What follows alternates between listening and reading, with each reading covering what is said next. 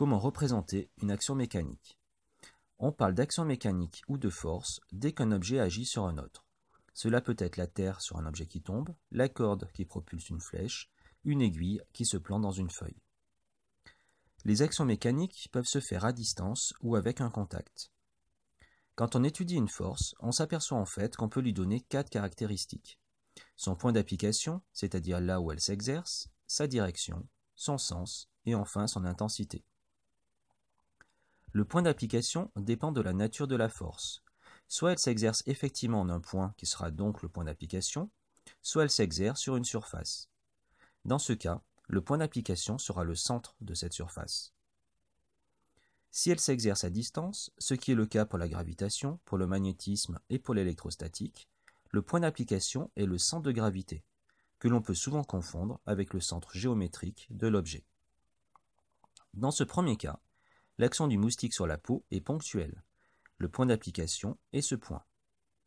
Dans ce deuxième cas, l'action de la tape sur l'objet se fait sur toute la surface de l'objet, en contact avec elle. Le point d'application est au centre de cette surface. Dans ce troisième cas, l'action de la Terre se fait à distance. Le point d'application est le centre de gravité de l'objet. La direction est la ligne que suivrait l'objet uniquement soumis à cette action. Dans le cas de la corde sur la flèche par exemple, elle peut être horizontale, verticale ou inclinée. Le sens, lui, va être vers le haut, vers le bas, vers la gauche ou vers la droite. Il reste une quatrième caractéristique, l'intensité, qui peut être plus ou moins grande. Elle s'exprime dans une unité appelée le newton. Une fois que l'on a vu ces caractéristiques, il paraît assez évident que l'on peut représenter une force par un segment fléché. Il partira du point d'application, son segment donnera la direction, sa flèche le sens, et il suffit pour montrer l'intensité de le faire plus ou moins long.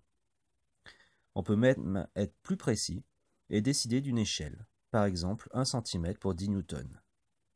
Une flèche de 5 cm indiquera alors une intensité de 50 newtons, une flèche de 10 cm une intensité de 100 newtons, etc. Voilà, c'est fini.